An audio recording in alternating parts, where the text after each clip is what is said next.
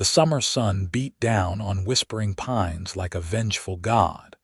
But even the scorching heat couldn't burn away the whispers that followed Daisy Rhodes everywhere she went. At 22, she had grown accustomed to the sidelong glances, the barely concealed snickers, and the cruel remarks about her fuller figure. But familiarity didn't lessen the sting. Daisy wiped sweat from her brow as she stepped out of her father's general store, hefting a crate of supplies. The town was buzzing with preparations for the upcoming Founders' Day celebration, and even though she dreaded the event, her father needed all the help he could get. "Need some assistance with that, Miss Rhodes." The voice came from behind her, deep and warm like honey over gravel. She turned, nearly losing her grip on the crate, to find Mason Aldridge standing there, his hat tipped back to reveal eyes as blue as a summer sky. Mason had ridden into Whispering Pines just 3 months ago, taking over as foreman at the Lazy S Ranch after old Bill Stevens finally retired. At 28, he was already renowned as one of the finest horsemen in the territory. "I can manage, Mr. Aldridge, but thank you kindly for the offer." Daisy shifted the crate, hoping he wouldn't notice the flush creeping up her neck. "Never doubted you could manage, Miss Rhodes." His smile crinkled the corners of his eyes. "Just thought I might save those pretty hands of yours from splinters." Before she could respond, the cackle of Beatrice Harlow and her gaggle of friends drifted over from the millinery shop porch.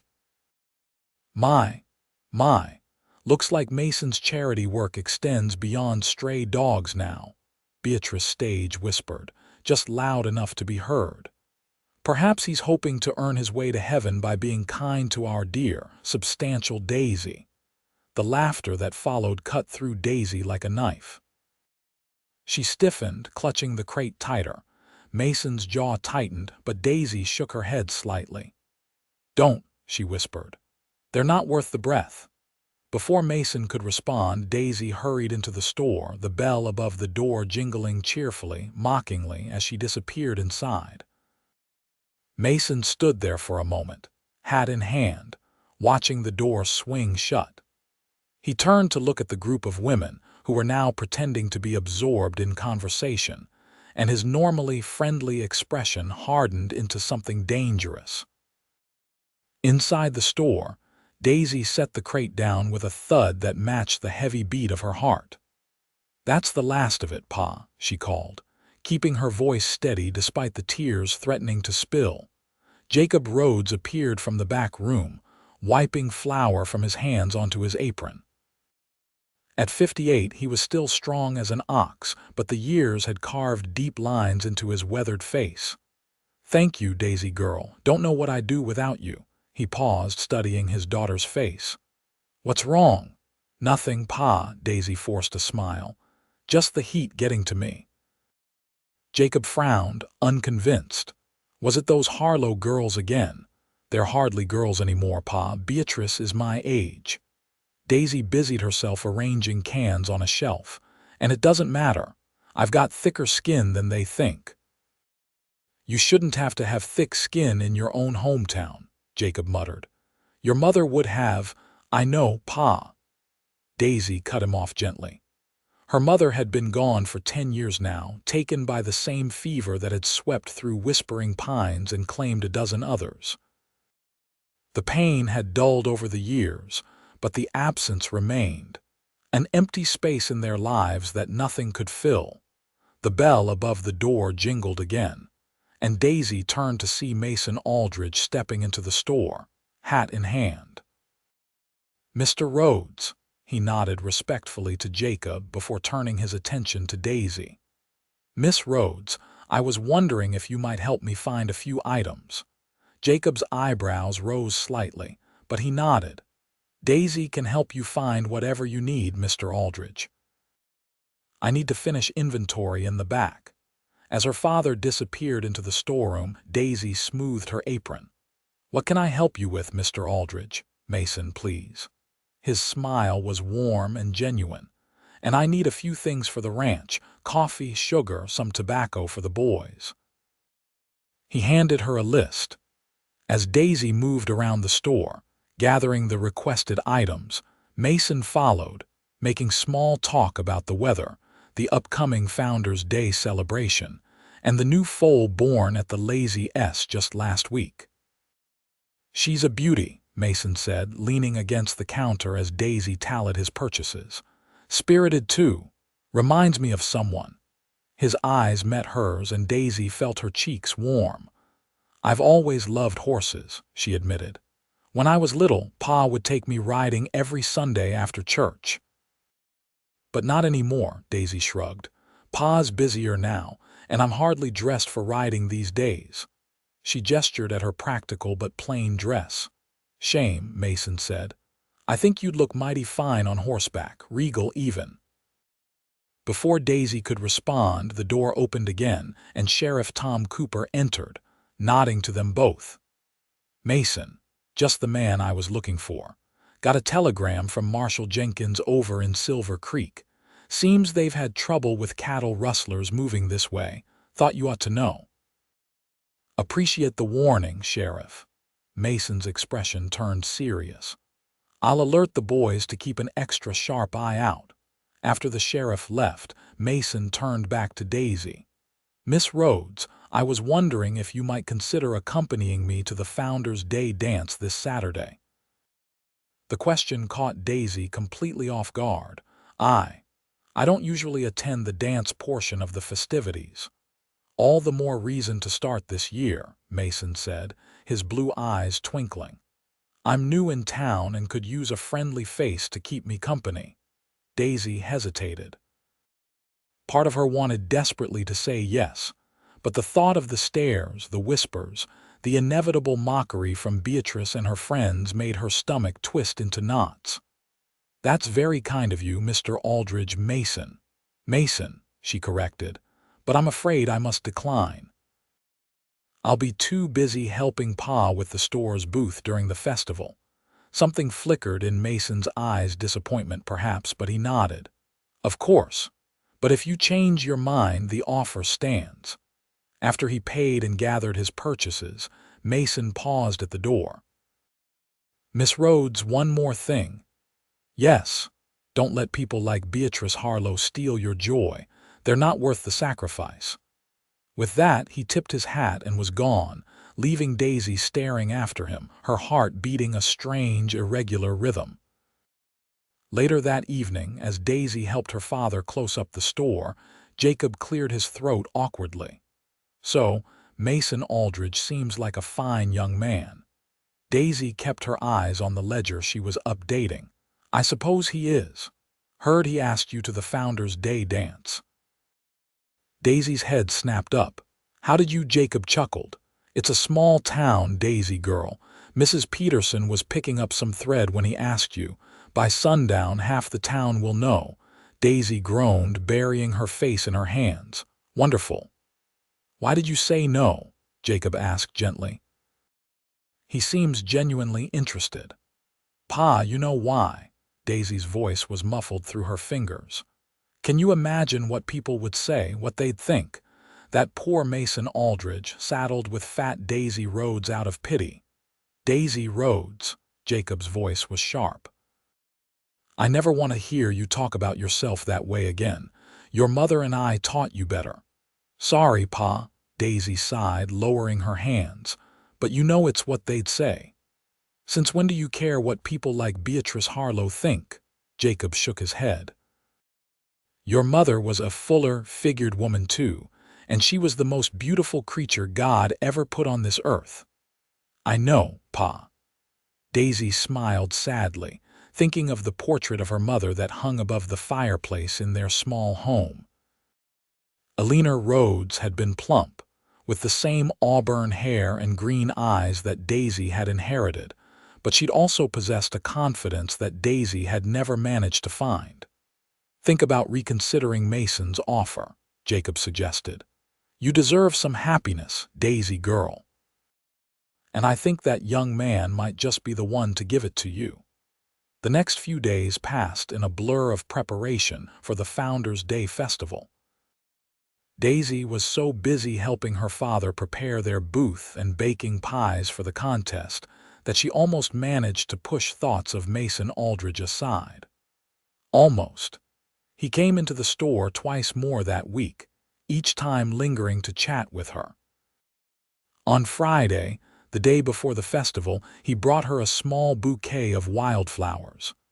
"Just a token of appreciation for all your help this week," he said when she protested that it wasn't necessary, "and a reminder that my offer still stands."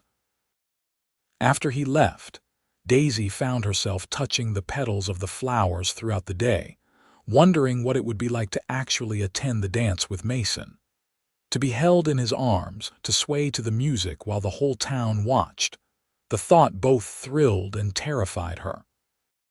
Saturday dawned clear and hot, the kind of summer day that shimmered with possibility. Daisy rose before the sun, helping her father load their wagon with goods for the festival. By mid-morning, Main Street was transformed, with bunting and banners hanging from every storefront, and booths lining both sides of the street. The Rhodes General Store booth was situated between the blacksmith's display of ornamental ironwork and Mrs. Peterson's quilt exhibit. Daisy spent the morning helping customers, making change, and trying not to look for a certain tall cowboy among the crowds. Around noon, the sound of hoofbeats drew everyone's attention to the north end of the street. A group of riders from the Lazy S Ranch thundered into town, led by Mason Aldridge himself. They put on an impromptu display of horsemanship, with Mason demonstrating rope tricks that had the children squealing with delight. Daisy couldn't help but watch, admiring the easy way he sat his horse, the confidence in every movement. When he caught her eye across the crowd and tipped his hat, she quickly looked away, fussing with the display of canned preserves to hide her blush. Well, if it isn't our dear Daisy, mooning over Mason Aldridge like every other unmarried woman in town. Beatrice Harlow's voice sliced through Daisy's thoughts. She was standing at the booth with two of her friends, all three dressed in the latest fashions from back east. "Good afternoon, Beatrice," Daisy said politely. "Can I help you with something?" "Oh, I doubt it." Beatrice fingered a jar of honey. "I just wanted to see if the rumors were true that Mason asked you to the dance tonight." Daisy kept her expression neutral. "Mr. Aldridge was kind enough to extend an invitation, yes." "How charitable of him," one of Beatrice's friends giggled. "And of course you said no," Beatrice continued. "Smart girl. It would have been quite a spectacle, you trying to dance in." She gestured vaguely at Daisy's figure. "Your condition." "My condition is called being a woman, Beatrice," Daisy replied, her voice steady despite the anger bubbling inside her. "Something you might understand if you ever stopped trying to be a porcelain doll long enough to become one." Beatrice's mouth dropped open in shock and her friends gasped. Before she could recover, Jacob returned to the booth. "Ladies," he nodded to the trio, "anything I can help you with today?" "No, thank you, Mr. Rhodes," Beatrice said stiffly. "We were just leaving." She shot Daisy a venomous look before sauntering away, her friends in tow. "Everything all right?" Jacob asked his daughter. "Fine, Pa," Daisy said, straightening a stack of handkerchiefs. "Just Beatrice being Beatrice." As the afternoon wore on, the festival hit its stride. There were pie-eating contests and sack races, a shooting competition that the sheriff won handily, and a horseshoe tournament that had everyone cheering. Through it all, Daisy stayed at the booth, watching the festivities from a distance, as she had every year since her mother died. Around 4 o'clock, Mason appeared at the booth, looking somewhat out of breath. "Miss Rhodes," he tipped his hat to her. "Mr. Rhodes, Mr. Aldridge," Jacob greeted him warmly. "Fine riding display earlier." "Thank you, sir." Mason turned his attention to Daisy. "I was wondering if you might take a walk with me, Miss Rhodes. Just a short one," he added when he saw her hesitation. "I promise to have you back before you're missed." Daisy looked at her father, who nodded encouragingly. "Go on, Daisy girl, I can manage for a spell." Reluctantly, Daisy untied her apron and stepped out from behind the booth. Mason offered her his arm, and after a moment's hesitation, she took it. He led her away from the busy main street, down a quieter side street where the sounds of the festival faded to a distant murmur. They walked in silence for a few moments before Mason spoke. "I've been thinking about you, Miss Rhodes." "Daisy," she corrected him softly. "If I'm to call you Mason, then you should call me Daisy," he smiled. "Daisy, then. I've been thinking about you, and I can't help but wonder why a woman as kind and beautiful as you hides herself away from life." Daisy looked down at the dusty street. "I don't hide. I'm in the store every day."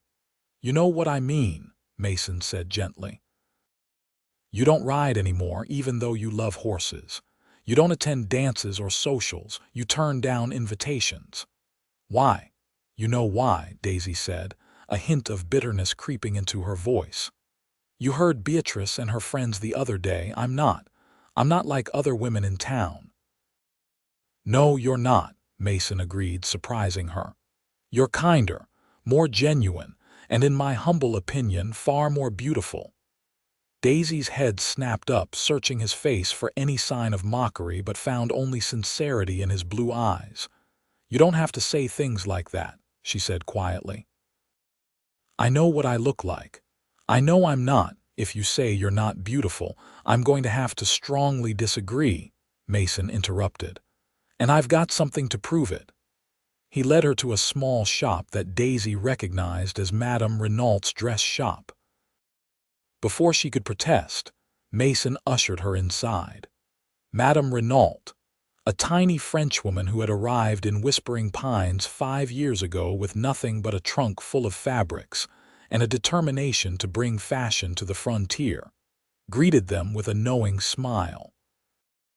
"Ah, Monsieur Aldridge, you are right on time. And Mademoiselle Rhodes, it is a pleasure." She turned to a covered dress form in the corner of the shop. "I have something special to show you." With a flourish, Madame Renault pulled away the covering to reveal a dress unlike anything Daisy had ever seen. It was a deep emerald green, with delicate lace at the collar and cuffs, and a skirt that flared gracefully from a fitted waist.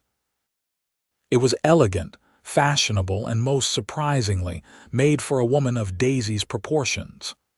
"I don't understand," Daisy breathed, reaching out to touch the fine fabric. "Monsieur Aldridge commissioned it specially for you," Madame Renault explained. "He provided the measurements, which I must say were very accurate." She gave Mason an approving nod. "I've been paying attention," Mason said, a hint of a blush darkening his tanned cheeks. "And I may have asked your father for some help with the measurements. You had a dress made for me." Daisy couldn't quite believe it. "But why?" "Because I want to dance with the most beautiful woman in Whispering Pines tonight," Mason said simply. "And I want the whole town to see what I see when I look at you." Tears pricked at Daisy's eyes. "I can't accept this. It's too much." "It's a gift," Mason insisted. "No strings attached. If you decide you still don't want to attend the dance with me, the dress is yours regardless." He took her hand gently. "But I'm hoping you'll say yes this time." Daisy looked from the dress to Mason's hopeful face, and something shifted inside her. Maybe it was time to stop hiding. Maybe it was time to be a little brave. "Yes," she whispered, and then more firmly, "Yes, I'll go to the dance with you." Mason's smile was like the sun breaking through clouds. "You've made me the happiest man in the territory, Daisy Rhodes." Madame Renault clapped her hands delightedly. "Excellent. Now, Monsieur Aldridge, you must leave. I must help Mademoiselle Rhodes try on her new dress and make any final adjustments." As Mason left the shop, promising to pick Daisy up at 7 for the dance, she caught a glimpse of her reflection in Madame Renault's mirror. For the first time in years, the woman looking back at her wasn't hiding or ashamed. She was standing tall, a hint of hope in her green eyes. Maybe, just maybe, tonight would be different. Back at the Rhodes small house behind the general store, Daisy prepared for the dance with a mixture of excitement and trepidation. The dress fit perfectly, as if Madame Renault had been designing for her figure all along. The emerald green brought out the color of her eyes and complemented her auburn hair, which she had washed and styled into an elegant updo. When she descended the stairs at 7:05, her father was waiting in the parlor. The look on his face when he saw her was worth every moment of doubt. "Daisy, girl," Jacob's voice was thick with emotion. "You look just like your mother." Daisy blinked back tears, touching the cameo at her throat. Her mother's, worn for the first time tonight. "I wish she could see me."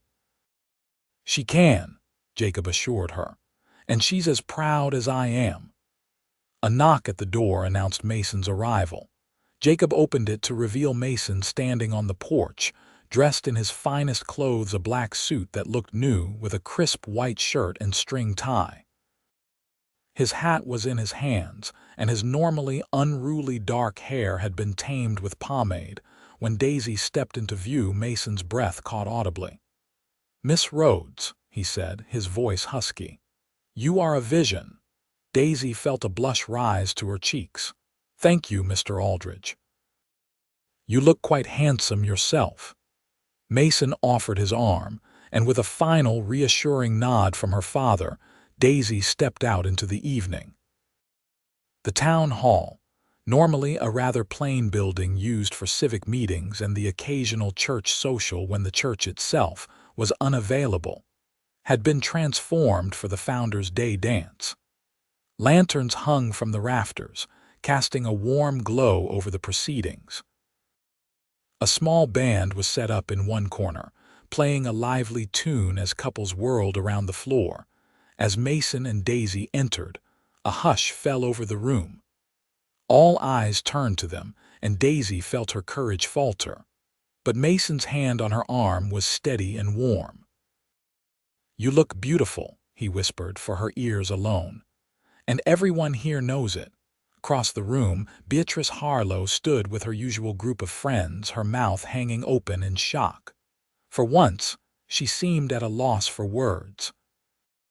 Sheriff Cooper was the first to break the silence, stepping forward to greet them. "Mason, Miss Rhodes, welcome. Quite a turnout this year, isn't it?" The spell broken.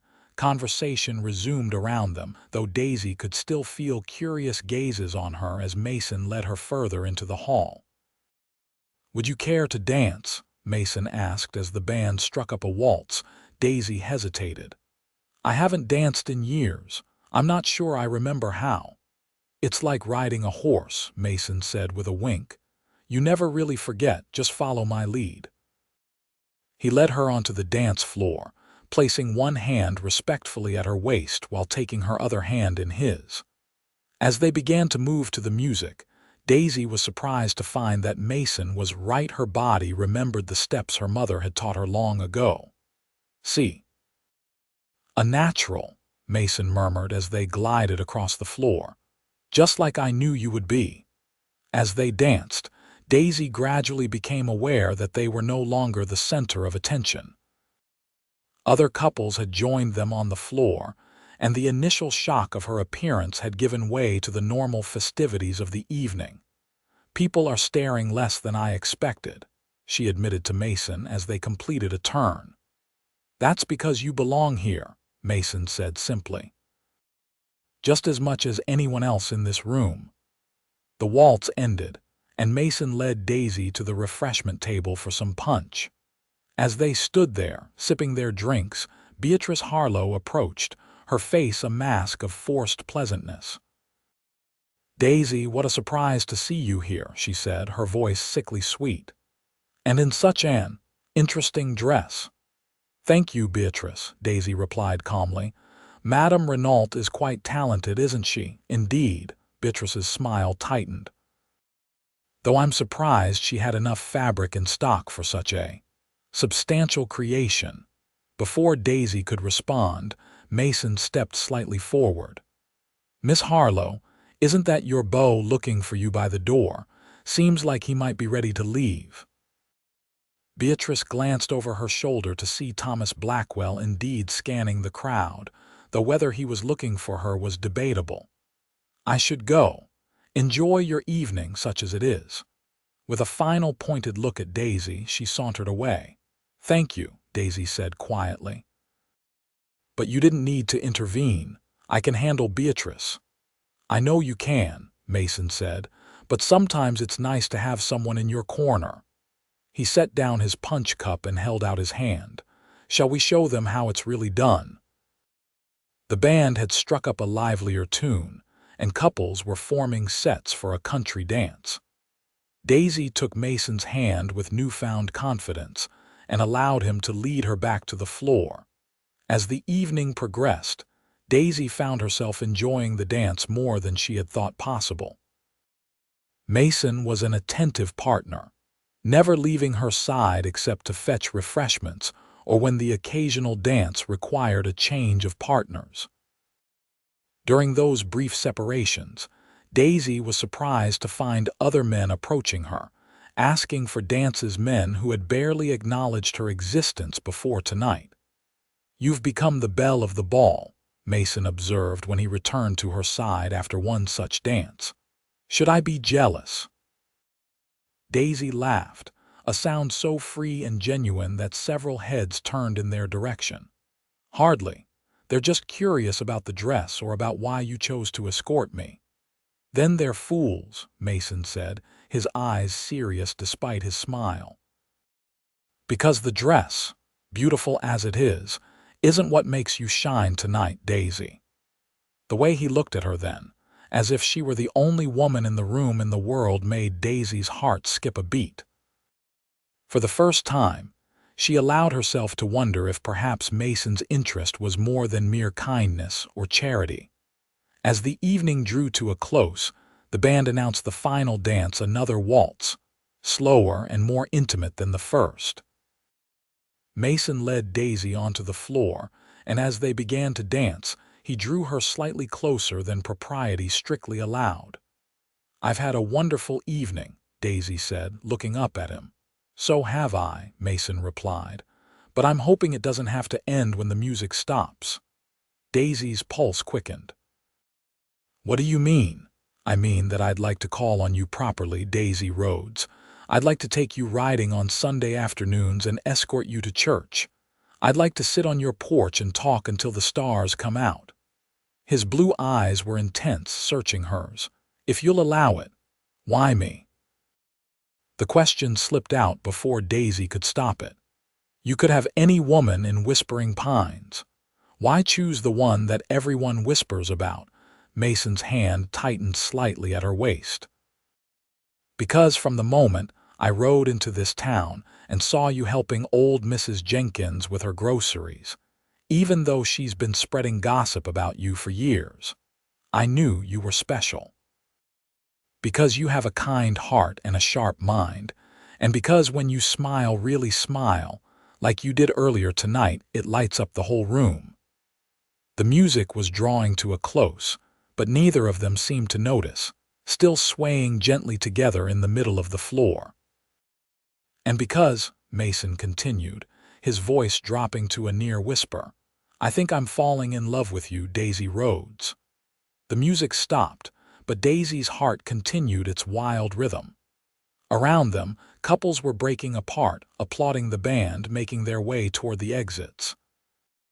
But Mason and Daisy remained still, locked in their own private moment. "You don't have to say anything now," Mason said, seeming to interpret her silence as uncertainty. "I know it's sudden and I don't expect—" "Yes," Daisy interrupted, finding her voice at last. "Yes, you can call on me, Mason Aldridge. And yes to Sunday rides and church and sitting on the porch. Yes to all of it." The smile that broke across Mason's face was like sunrise after the longest night. "May I walk you home, Miss Rhodes?" "I'd be honored, Mr. Aldridge." As they left the town hall, Daisy was aware of the stares and whispers that followed them, but for the first time in her life, they didn't bother her. Let them talk. Let them wonder. She had found someone worth being brave for. Mason offered her his arm, and together they walked into the warm summer night. The stars overhead witnessing the beginning of something neither of them had expected to find in Whispering Pines.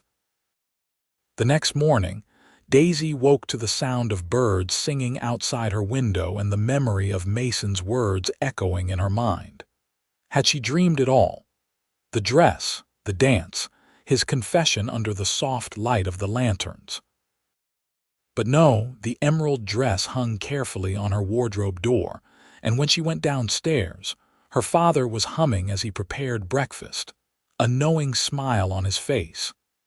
"Sleep well, Daisy girl," he asked, setting a plate of eggs and bacon before her. "Better than I have in years," she admitted, unable to keep the happiness from her voice. "Good," Jacob nodded approvingly, "because you have a visitor waiting on the porch." Daisy's heart leaped. "This early," said he couldn't wait to see you again. Jacob winked. "Better not keep him waiting too long. Young men in love aren't known for their patience." Hastily finishing her breakfast, Daisy smoothed her hair and straightened her day dress before stepping onto the porch. Mason was there, hat in hand, looking slightly nervous but breaking into a smile when he saw her. "Good morning," he said. "I hope I'm not intruding too early." "Not at all," Daisy assured him. "Would you like to sit?" They settled on the porch swing, a respectable distance between them, though Daisy was acutely aware of every inch of that space. "I wanted to make sure you didn't regret anything about last night," Mason said after a moment. "I know I said some things that might have seemed forward." "I don't regret a single moment," Daisy said honestly. "Last night was magical for me too." Mason's relief was palpable. "And I meant what I said, Daisy. Every word." "So did I," she replied softly. They sat in comfortable silence for a few moments, the swing creaking gently beneath them. "I have another confession to make," Mason said finally. "I didn't just happen to ride into Whispering Pines 3 months ago. I came here looking for something specific." "Oh," Daisy raised an eyebrow, curious. 2 years ago, I was in Silver Creek on business. There was a young woman visiting from Whispering Pines, helping at her uncle's ranch during a difficult calving season. She was kind to everyone, worked harder than most men I know, and had the most beautiful laugh I'd ever heard." Mason's eyes were fixed on some distant point, remembering. "But I was too shy to introduce myself properly, and by the time I worked up the courage, she had returned home." Daisy's breath caught in her throat. "The Reynolds Ranch, Uncle Thomas and Aunt Martha," Mason nodded. "When the foreman position opened up at the Lazy S, I saw it as a sign. A chance to find the woman who'd haunted my dreams for 2 years. You came to Whispering Pines. For me," Daisy could hardly believe it. "But you didn't even know me." "I knew enough," Mason said simply. "I knew you had a kind heart and a strong spirit. The rest I wanted to discover for myself." He took her hand gently. "And everything I've learned has only confirmed what I suspected from the start, that you're the woman I've been looking for all my life." Tears pricked at Daisy's eyes, but they were tears of happiness. "I think I'm falling in love with you too, Mason Aldridge." The weeks that followed were the happiest of Daisy's life. True to his word, Mason called on her regularly. They rode together on Sunday afternoons, exploring the countryside around Whispering Pines. He escorted her to church, sat beside her during services, and joined her and Jacob for Sunday dinner afterward. In the evenings, they would sit on the porch, talking until the stars came out.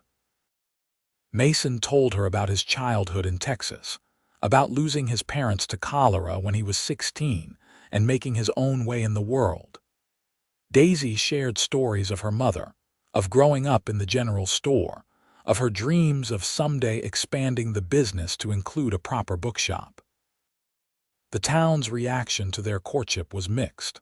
Some, like Sheriff Cooper and his wife, were openly supportive. Others, including Beatrice and her crowd, continued to whisper behind their hands whenever Daisy and Mason passed by. But increasingly, Daisy found that she didn't care. The happiness she had found with Mason was worth any amount of gossip. One evening in late August, as they sat on the porch watching a spectacular sunset paint the sky in shades of gold and crimson, Mason turned to her with an unusually serious expression. "Daisy, there's something I need to tell you." A flicker of anxiety passed through her. "That sounds ominous." "No, nothing like that," he assured her quickly. "It's just, I've been offered a position." "A position? You mean leaving the Lazy S?" Mason nodded. "The owner of the R ranch up near Silver Creek is looking to retire. He's offering to sell the ranch for a fair price, and the bank in Silver Creek is willing to loan me most of the money based on my reputation and experience." "Mason, that's wonderful!" Daisy exclaimed, genuinely happy for him. "Your own ranch that's been your dream." "Yes, it has," he agreed, "but it would mean leaving Whispering Pines." He took her hand. "And I won't do that unless you're coming with me." Daisy's heart skipped a beat. "What are you saying?" Mason slid off the swing onto one knee before her, still holding her hand. From his pocket, he produced a small velvet box. "I'm saying that I love you, Daisy Rhodes. I've loved you since before I even properly met you, and I'll love you until my dying day and beyond." He opened the box to reveal a simple but beautiful gold ring with a small pearl. "Will you marry me and come build a life with me at the R?" Tears filled Daisy's eyes as joy unlike anything she had ever known washed over her. "Yes," she whispered. "Yes, Mason, I will marry you." Mason slipped the ring onto her finger, then rose to sit beside her again, gathering her into his arms for a tender kiss, their first, but far from their last. When they told Jacob the news later that evening, he embraced them both, tears in his eyes. "Your mother would be so happy for you, Daisy girl," he said, "and so am I." "But Pa, what about the store?" Daisy asked, suddenly concerned. "I can't leave you to run it alone." Jacob waved away her concern. "I've been thinking of taking on young Peter Collins as an assistant anyway. Boy's got a good head for numbers and is eager to learn, and Silver Creek isn't so far that you can't visit often." He squeezed her hand. "You deserve this happiness, Daisy. Don't you dare let anything stand in its way." Word of their engagement spread through Whispering Pines like wildfire. Most of the town offered their congratulations, though some, predictably, continued to express disbelief that Mason would choose Daisy as his bride. "Must be for the store," Beatrice Harlow was overheard saying to her friends at the millinery shop. Why else would a man like Mason Aldridge tie himself to someone like her? When these comments reached Daisy, she surprised herself by laughing. "If Beatrice thinks you're marrying me for a general store that isn't even mine, she's even less intelligent than I thought," she told Mason. "Let them talk," Mason said, unconcerned. "In a few weeks, we'll be starting our new life and Beatrice Harlow's opinions won't matter one bit." They planned a simple wedding for mid-September, just before they would leave for Silver Creek. Madame Renault insisted on creating Daisy's wedding dress as her gift to the couple, and Jacob arranged for the ceremony to be held in the town's small church, with a reception afterward in the town hall, the very place where Mason and Daisy had danced together that fateful night. As the wedding day approached, an unexpected visitor arrived in Whispering Pines. Daisy was in the store, helping a customer, when the door opened and a distinguished-looking older gentleman entered. He was impeccably dressed in a city suit, with silver hair and a neatly trimmed beard. "May I help you, sir?" Daisy asked after the other customer had left. "I believe you can, young lady," the man said, studying her with keen blue eyes that seemed oddly familiar. "I'm looking for Mason Aldridge. I was told in town that I might find him here, or that you might know where he is. He's out at the Lazy S today, helping train his replacement, Daisy explained. He should be back by supper time. May I tell him who was asking for him?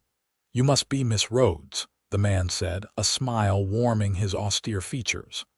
The bride-to-be. I'm Jonathan Aldridge, Mason's uncle. Daisy's eyes widened in surprise.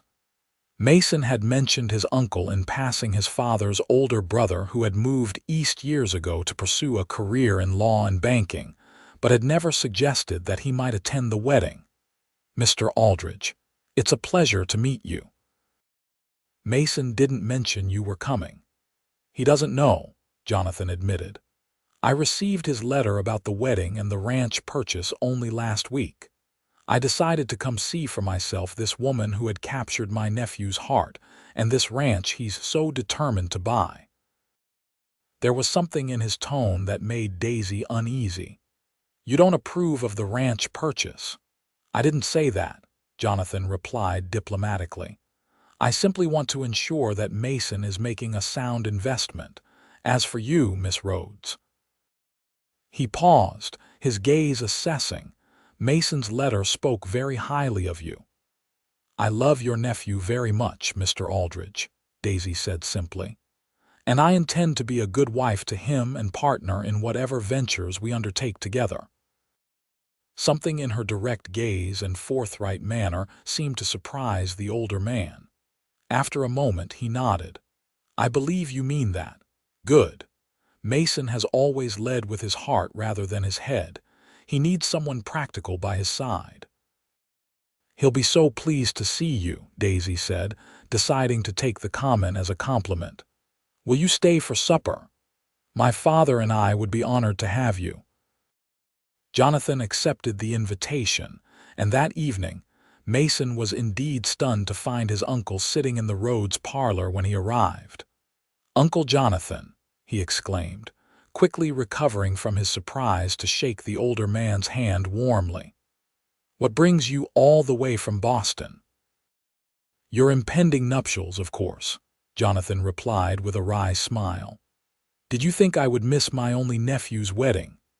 During supper, Jonathan questioned Mason extensively about the Triple R Ranch, its size, condition, cattle prospects, and water rights. Mason answered confidently, clearly having done his research thoroughly. And you, Miss Rhodes, Jonathan turned his attention to Daisy. Are you prepared for the life of a rancher's wife? It's not an easy existence, especially in the early years of establishing a herd. I'm not afraid of hard work, Mr. Aldridge, Daisy replied. And I've been helping my father run a business since I was old enough to count change. I understand profit and loss, inventory and investment. Jonathan nodded approvingly. Good. Too many young women enter marriage with romantic notions and no practical skills. After supper, while Daisy and Jacob cleared the dishes, Mason took his uncle for a walk. When they returned an hour later, both men looked pleased about something, though neither would say what they had discussed. The next morning, Jonathan accompanied Mason and Daisy to the bank in Whispering Pines, where, to their surprise, he arranged to provide the remaining funds needed for the ranch purchase as a wedding gift. Consider it an investment in your future, he told them. I expect regular reports on the ranch's progress, and I expect to see a return on my investment within 5 years. Uncle Jonathan, I don't know what to say. Mason was clearly moved. Thank you. Don't thank me yet, Jonathan said gruffly. Ranching is a risky business. You'll earn my thanks when you make it successful. As the wedding day drew nearer, Daisy found herself busier than ever. Between final preparations for the ceremony and reception, packing for the move to Silver Creek, and training Peter Collins to help her father in the store, she barely had time to think. 3 days before the wedding, Madame Renault summoned her for the final fitting of her wedding dress. When Daisy saw the finished creation, she gasped in delight. It was ivory satin with delicate lace overlay, designed to highlight her curves rather than hide them. The bodice was embellished with tiny pearls, and the skirt fell in graceful folds from a fitted waist. "Madame Renault, it's beautiful," Daisy breathed, touching the fabric reverently. "It is my finest work," the Frenchwoman agreed with pride, "because it is made for a woman who has finally learned to see her own beauty." On the morning of her wedding day, Daisy woke with the sun, too excited to sleep any longer. As she dressed in her ordinary clothes, saving the wedding gown for later, she caught sight of her reflection in the mirror and paused. The woman looking back at her was not the same one who had hidden behind the counter of the general store just a few months ago. This woman stood taller, her green eyes bright with happiness and confidence. She was still plump, still curvy, but now she wore her body with pride rather than shame. "Thank you, Mason," she whispered to the empty room, "for helping me see myself through your eyes." The ceremony was scheduled for 2 o'clock in the afternoon. At noon, there was a knock at the door of the Rhodes home. Daisy, already having her hair styled by Mrs. Peterson, who had once been a lady's maid back east, called out for her father to answer it. A moment later, Jacob appeared in the doorway of Daisy's bedroom, a strange expression on his face. "Daisy girl, there's someone here to see you." "Now." "Who is it?" Daisy asked, puzzled. "Beatrice Harlow." Daisy's eyebrows shot up in surprise. "Beatrice? What could she possibly want today of all days?" "Says she needs to speak with you privately," Jacob frowned. "I can send her away if you'd prefer." Daisy considered for a moment, then shook her head. "No, I'll see her. Mrs. Peterson, would you mind giving us a few minutes?" Once they were alone, Daisy descended the stairs to find Beatrice standing awkwardly in the parlor, twisting her hands together nervously. "Beatrice," Daisy greeted her cautiously, "this is unexpected." "I know, and I apologize for intruding on your wedding day," Beatrice said, looking uncharacteristically subdued. I needed to speak with you before you left Whispering Pines." "All right," Daisy gestured to a chair. "Please sit." Beatrice perched on the edge of the chair while Daisy sat on the sofa across from her. For a long moment, neither woman spoke. "I've come to apologize," Beatrice finally blurted out, "for how I've treated you all these years, for the cruel things I've said about your appearance. It was wrong of me, and I'm truly sorry." Daisy stared at her in astonishment. Of all the things she had expected Beatrice to say, an apology had not been among them. "What brought this on?" she asked, genuinely curious. Beatrice sighed, looking down at her hands. "Seeing you with Mason. Seeing how he looks at you, how happy you both are. It made me realize that while I've been so focused on appearances, on being the prettiest girl in town, I've never had anyone look at me the way Mason looks at you."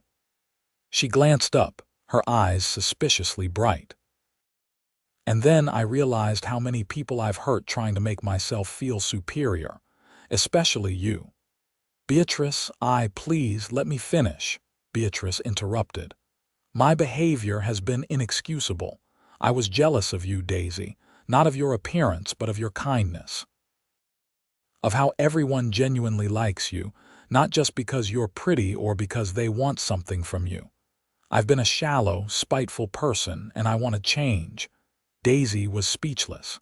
After a moment, she gathered her thoughts. "Thank you for your apology, Beatrice.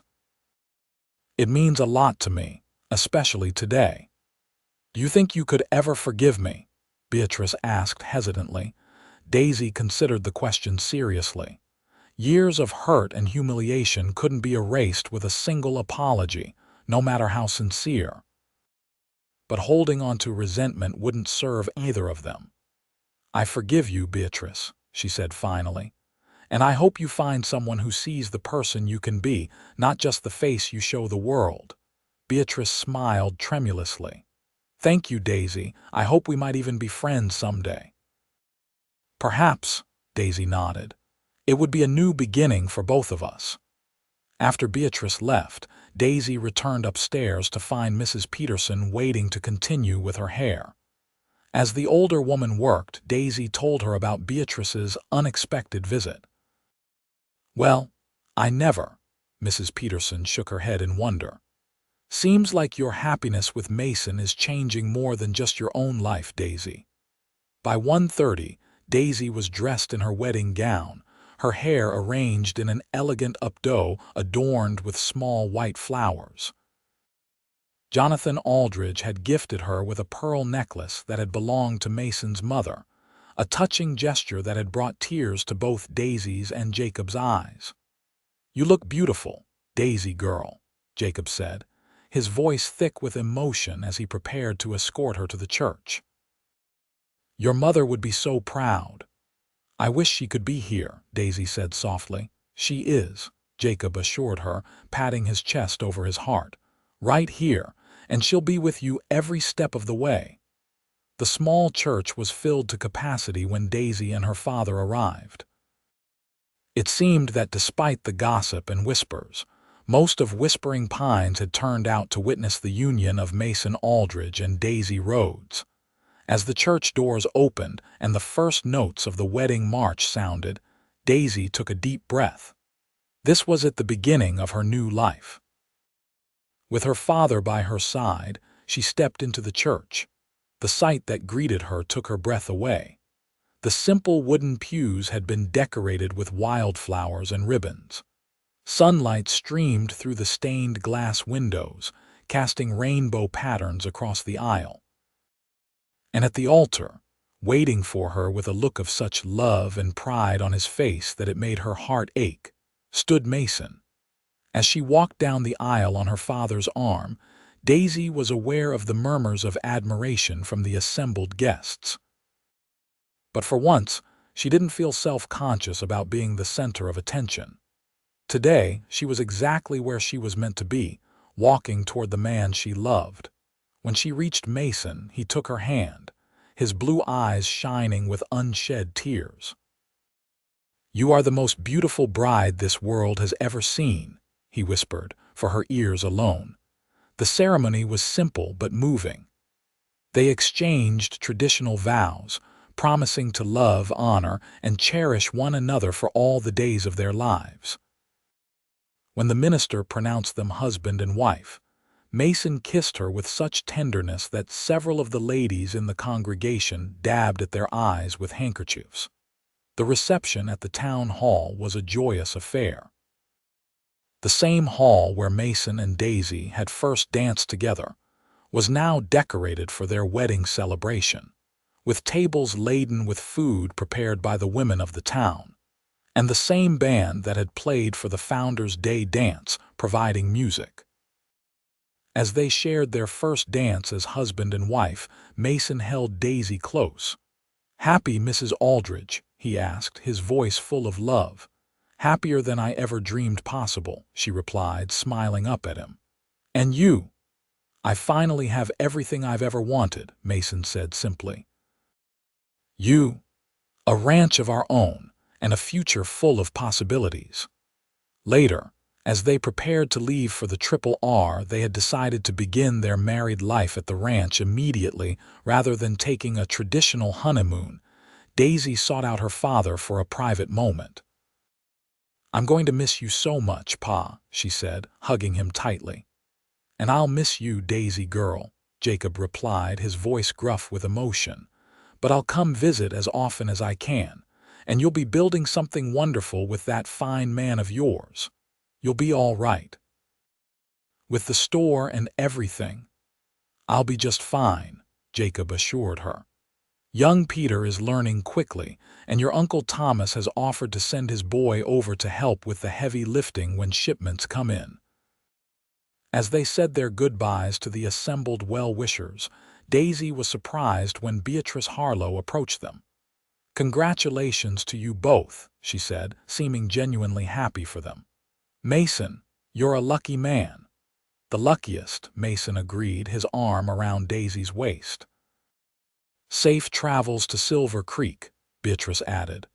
"And Daisy, thank you for everything." As they climbed into the wagon that would take them to their new home, Daisy looked back at the town of Whispering Pines, the only home she had ever known.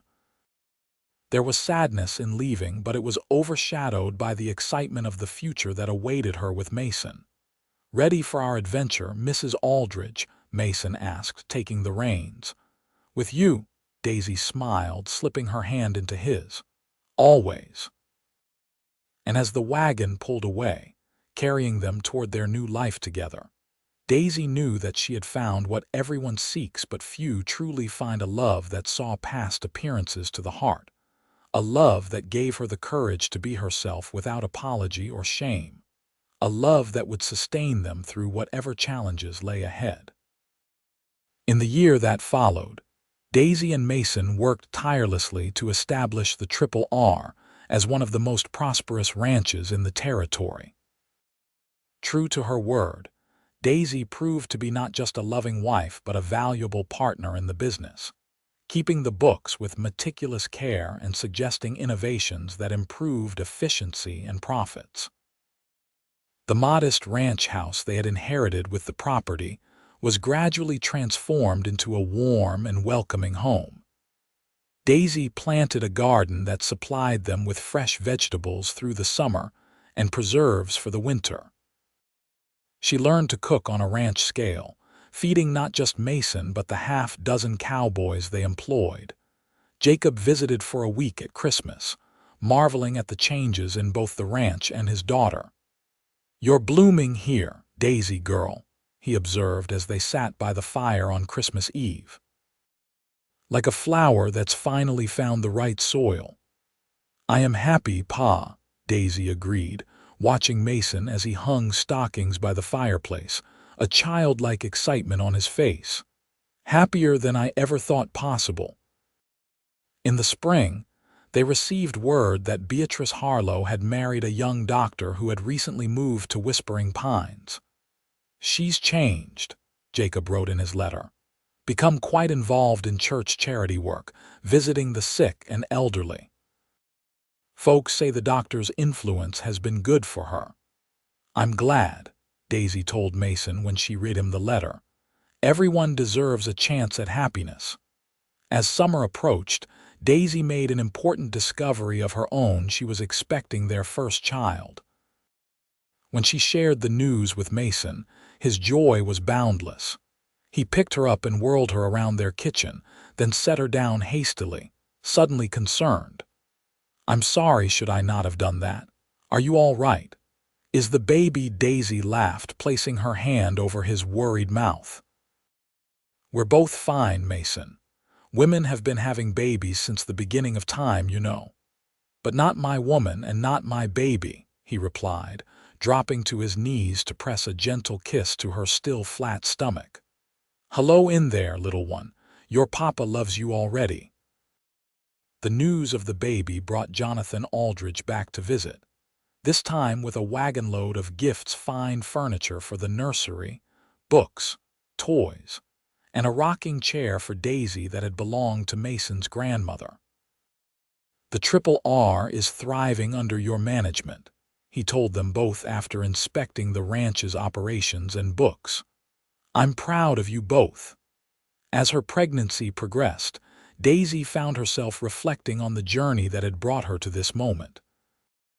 If someone had told her 2 years ago that she would be married to a man who adored her, expecting their first child, and running a successful ranch, she would have thought them mad. Yet here she was, living a life that exceeded her wildest dreams, all because one brave cowboy had seen beyond the whispers and mockery to the woman she truly was. On a crisp autumn morning, with the first hints of gold touching the leaves of the cottonwoods along the creek, Daisy gave birth to a healthy baby girl.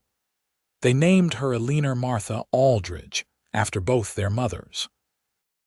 As Daisy held her daughter in her arms, Mason sitting beside them on the bed, his arm around her shoulders and wonder in his eyes as he gazed at their child, she knew that their story was just beginning. There would be challenges ahead. Of course, ranching was never an easy life, and raising children brought its own joys and sorrows. But with Mason by her side, Daisy faced the future with confidence and hope. "I love you, Daisy Aldridge," Mason whispered, pressing a kiss to her temple. "You and Alina are my whole world." "And you are ours," Daisy replied, leaning into his embrace as their daughter slept peacefully in her arms.